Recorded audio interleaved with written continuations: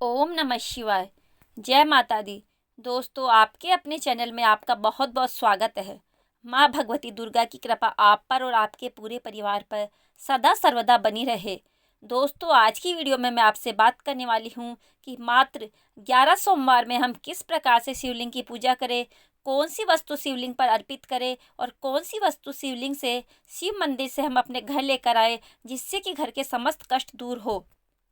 यदि आपके जीवन में बहुत अधिक परेशानी है, कर्ज से परेशान है, धन का अभाव है, घर में पितृदोष बना रहता है, घर में किसी भी प्रकार का मांगलिक कार्य नहीं हो पाता है, घर में धन बहुत आता है लेकिन टिकता नहीं है, या धन का आगमन ही नहीं होता है, आप कितना भी धन कमाते हैं कर्ज में ही फंसे रहते हैं, बड़े से बड़ा व्यापार किया है तो पितृदोष अगर आपके घर में लगा हुआ हो तो व्यापार चलता ही नहीं है, आप जहाँ भी पैसा लगाते हैं डूब जाता है।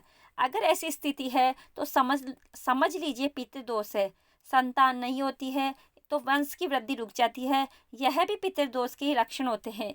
कई प्रकार से पितृदोष के लक्षण होते हैं। कई तरह से अगर हमारे पितृ नाराज होते हैं तो हमें दर्शाते हैं और हमारी परेशानियां बढ़ाते हैं। तो इसके लिए जो भी आज का उपाय है वह रामबाण की तरह काम करेगा।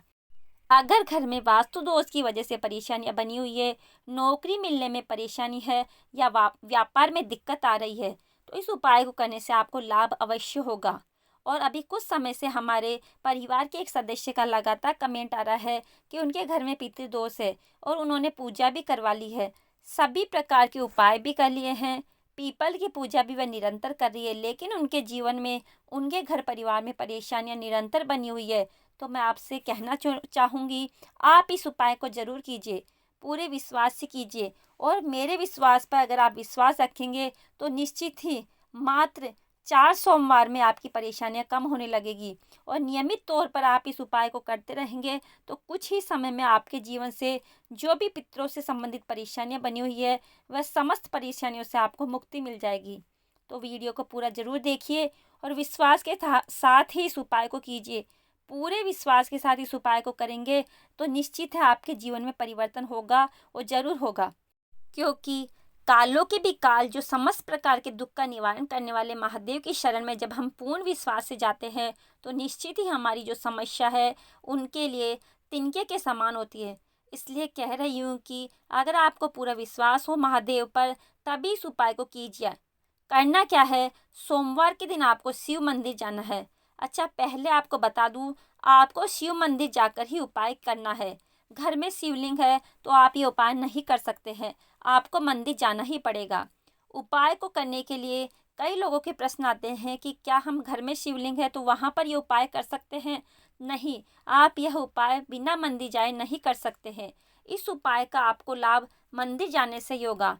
पहले ही बता देती हूँ, क्योंकि मंदिर में जो शिवलिंग होता है उसकी एनर्जी, उसकी शक्ति कहीं अधिक होती है। घर में रखे हुए शिवलिंग से मंदिर जाकर की गई पूजा शीघ्र फलीभूत होती है। तो जब भी आपको कोई भी उपाय करना है, अगर आप बहुत जल्दी लाभ लेना चाहते हैं तो मंदिर जाकर ही पूजा करें। किसी भी देवी देवता के मंदिर जाकर अगर हम पूजा करते हैं और उस देवता की हम घर में पूजा करते हैं, इसमें बहुत फर्क होता है। इसलिए प्रयास करें कि अगर आपको बहुत अधिक परेशानियां हैं तो मंदिर में दर्शन के लिए ही जाए। आधी से ज़्यादा परेशानियां तो दर्शन करने मात्र से ही दूर हो जाती है।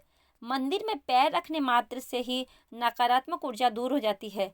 तो प्रयास करें, मंदिर जाकर यह उपाय करें। तो आपको क्या करना है, शिव मंदिर जाना है।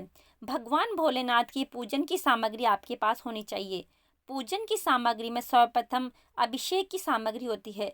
जलाभिषेक कर सकते हैं। अगर आपके पास कच्चा दूध हो तो कच्चा दूध लेकर जा सकते हैं। पंचामृत की व्यवस्था हो तो दूध, दही, घी, शहद, शक्कर, ये 5 चीज़ें मिलाकर पंचामृत बनाकर भी अभिषेक कर सकते हैं। या इन सामग्रियों से आप अलग अलग भी अभिषेक कर सकते हैं। जैसे कि पहले दूध से, फिर दही से, घी, शहद, शक्कर, बारी बारी से इन सभी वस्तुओं का प्रयोग करके आप अभिषेक में कर सकते हैं। अच्छा, बहुत से भक्तों का प्रश्न होगा कि अगर हमारे पास पंचामृत नहीं है तो हम क्या करें। यह जरूर नहीं है कि आप पंचामृत लेकर जाए, आपसे आप जल भी लेकर जाए तो उससे अभिषेक कर सकते हैं। लेकिन संभव हो और उपलब्ध हो आपके पास सामग्री तो पंचामृत से अभिषेक करें। क्योंकि पंचामृत से अभिषेक करने से मन की समस्त प्रकार की कामनाएं पूर्ण हो जाती है। चाहे आपकी सुख समृद्धि की कामना हो, संतान की कामना हो, विवाह की कामना हो, रोगों से मुक्ति चाहते हैं, घर में बहुत अधिक धन वैभव चाहते हैं, या कोई और भी विशेष मनोकामना हो, तो समस्त प्रकार की मनोकामना पंचामृत से अभिषेक करने से पूर्ण हो जाती है। भगवान भोलेनाथ के अभिषेक करने के लिए घर से जल लेकर जाए, और पूजा की सामग्री में आपको अगर बेलपत्र मिल जाता है तो बेलपत्र ले सकते हैं, सफ़ेद चंदन ले लीजिए, भोलेनाथ को अर्पित करने के लिए सफ़ेद पुष्प ले लीजिए, और साथ ही आपको दीपक अवश्य लेकर जाना है। आप दीपक या तो तिल के तेल का प्रज्वलित करें या शुद्ध घी का दीपक प्रज्वलित करें। मंदिर में जाकर आप सर्वप्रथम भगवान भोलेनाथ पर थोड़ा सा जल अर्पित कीजिए। उसके बाद पंचामृत अर्पित करेंगे, या जो भी द्रव्य आप भोलेनाथ पर का अभिषेक करने के लिए लाए हैं उन द्रव्य से अभिषेक करें। उसके बाद फिर से आपको भगवान भोलेनाथ पर शुद्ध जल अर्पित करना है। पतली धार बनाकर ओम नमः शिवाय मंत्र का जाप करते हुए जल अर्पित करें। इसके बाद आप सफ़ेद चंदन लगाए, बिल्वपत्र अर्पित करें, पुष्प अर्पित करें, और भगवान भोलेनाथ का मंत्र जपते हुए दीपक प्रज्वलित करें। आज का विशेष उपाय इस प्रकार है कि भगवान भोलेनाथ की पूजा में 108 की संख्या का बहुत महत्व होता है। अगर 108 की संख्या में हम जब भगवान भोलेनाथ को कोई भी वस्तु अर्पित करते हैं तो भगवान भोलेनाथ उस कामना को अवश्य पूर्ण करते हैं। आप भगवान भोलेनाथ को 108 पुष्प, 108 बेलपत्र या 108 कोई भी उनके प्रिय वस्तु अर्पित करते हैं तो इसका आपको बहुत अधिक लाभ प्राप्त होता है। आपके पास कोई भी सामग्री अगर 108 की संख्या में हो तो अवश्य अर्पित करनी चाहिए। अब बहुत आसानी से जो चीज़ मिलने वाली है उस पर बात करेंगे। सबके घर में चावल होता है। अपने घर से अखंडित चावल जो कि बिल्कुल भी टूटे हुए ना हो, ऐसे चावल आप 108 की संख्या में गिनकर लेकर जाइए। एक चावल का दाना अपने दाहिने हाथ से उठाकर भगवान भोलेनाथ पर अर्पित करें। ओम नमः शिवाय जप करते रहे, या कोई भी मंत्र जाप कर सकते हैं। उसके बाद भगवान की शिव चालीसा या शिव स्तोत्र जो भी पाठ आपको आते हैं आप वो कर सकते हैं, या महामृत्युंजय मंत्र का भी जाप कर सकते हैं। 108 दाने चावल अर्पित करने के बाद भगवान भोलेनाथ की आरती कपूर से कीजिए। आपके मन की जो भी कामना है भगवान भोलेनाथ से उसे पूर्ण करने के लिए प्रार्थना कीजिए, और थोड़े समय मंदिर में बैठकर भगवान भोलेनाथ के नाम का मंत्र का स्मरण कीजिए। आपकी जो भी परेशानी है, जो भी समस्या है, वह भोलेनाथ के सामने बैठकर उनसे प्रार्थना कीजिए। जब भी हम भगवान भोलेनाथ के मंदिर जाते हैं थोड़े समय में मंदिर में बैठना चाहिए। शांत मन से बैठकर अपने मन की प्रार्थना कर सकते हैं। कोई समस्या नहीं है तो भी थोड़ी देर तक बैठना चाहिए और मन से भगवान भोलेनाथ को धन्यवाद करना चाहिए हर उस चीज़ के लिए जो भी भगवान ने हमें प्रदान की है। आप कहेंगे कि इस पूजा में विशेष क्या है, तो हर बार ऐसे ही पूजा करते, तो देखिए इस पूजा में विशेष यह है कि आपको एक ही समय पर मंदिर जाना है। मतलब सुबह अगर आप 7 बजे मंदिर जाते हैं तो हर सोमवार को आपको 7 बजे मंदिर जाना होगा। 5-10 मिनट का अंतर तो चल जाएगा, लेकिन ऐसा नहीं होना चाहिए कि आप 7 बजे जा रहे हैं, कल आप 9 बजे जाएंगे। एकदम एक ही समय पर आपको हर सोमवार को मंदिर जाना है। दूसरा, जो भी सामग्री आप भगवान भोलेनाथ की पूजा के लिए लेकर जा रहे हैं, 108 की संख्या में अगर आप चावल के दाने लेकर जा रहे हैं, या फिर आप आंकड़े के पुष्प लेकर जा रहे हैं, या बेलपत्र लेकर जा रहे हैं, या कोई भी सामग्री जो आप 108 लेकर जा रहे हैं, हर सोमवार को वही सामग्री 108 की संख्या में आपको लेकर जानी है। आपको यह भी ध्यान रखना है कि आपको काले या नीले रंग के वस्त्र धारण करके मंदिर नहीं जाना है। इस बात का भी आपको विशेष ध्यान रखना है, और हर सोमवार को आपको मंदिर जाना ही होगा जब तक आपकी कामना पूर्ण नहीं हो जाती है। लगातार पूरे धैर्य के साथ, पूरे विश्वास के साथ शिव मंदिर जाएंगे तो हर सोमवार के दिन, वैसे मुझे पूरा विश्वास है कि 11 सोमवार में आपकी कोई भी कामना पूर्ण हो जाएगी। और अगर पूर्ण नहीं होती है, थोड़ा समय लगता है, क्योंकि कई बार हमारे प्रारब्ध ऐसे होते हैं कि पूजा पाठ करने के बावजूद भी बहुत समय लग जाता है।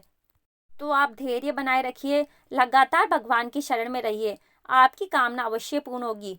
समस्या चाहे कोई भी हो, वह जो भोलेनाथ की शरण में गए हैं तो मन में विश्वास रखिए कि हर समस्या दूर होगी। और आप जानते हैं कि आपको मंदिर से वापस क्या लाना है, तो जो हम भगवान भोलेनाथ को अर्पित कर रहे हैं, आप ऐसा कीजिए कि एक पात्र आप जल पूरा अर्पित कर दीजिए। उसके बाद से थोड़ा सा अपने पात्र में शिवलिंग की जलधारी से गिरता हुआ जल लेकर आपको घर आना है। थोड़ा सा ही जल चाहिए, आप 2 चम्मच या 3 चम्मच जल ले आइए, लेकिन ध्यान रखना है कि आपको अपने पात्र में जो जल लेकर आए हैं उसे पूरा अर्पित कर देना है, उसमें से नहीं बचाना है। जलधारी में से गिरता हुआ जल आपको अपने पास वापस लाना है, और उस जल को आप अपने घर में लेकर आएंगे। पूरे घर में उस जल से छिड़काव कीजिए। घर के कोने कोने में उस जल का छिड़काव होना चाहिए। घर के सदस्यों के ऊपर भी उस जल से छिड़काव कीजिए। सबके ऊपर से नकारात्मक ऊर्जा दूर हो जाएगी। घर से नकारात्मक ऊर्जा दूर होगी। घर के मुख्य द्वार पर, मुख्य द्वार का जो गेट होता है, उस गेट पर भी आप जल का छिड़काव कीजिए, जिससे कि आपके घर के आसपास भी कोई नकारात्मक शक्तियाँ है तो वे दूर हो जाएगी। यह उपाय आपको इतना लाभ देगा कि आप लगातार निरंतर अपने जीवन में इस कार्य को करेंगे। और इस उपाय को करने के लिए बस एक ही शर्त है कि आपको पूर्ण श्रद्धा और विश्वास के साथ यह उपाय करना है। अगर आपको आज की वीडियो अच्छी लगी हो तो हर हर महादेव का जयकारा कमेंट बॉक्स में जरूर लगाएं।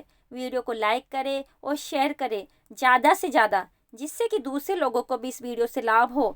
बहुत से लोगों के जीवन में परेशानियां हैं, उन्हें दूर करने के लिए अगर आप एक माध्यम बन पाते हैं तो यह भी आपके लिए एक बहुत बड़े पुण्य का ही काम है। और अगर आप चैनल पर पहली बार आए हैं, वीडियो अच्छी लगे हैं तो वीडियो को लाइक अवश्य कीजिए और शेयर कीजिए और चैनल को सब्सक्राइब जरूर कर लीजिए। बेल बटन को प्रेस कर लीजिए, जिससे यह होगा कि इस चैनल पर जो भी नई वीडियो अपलोड होगी उनकी नोटिफिकेशन आपको सही समय पर प्राप्त हो जाएगी।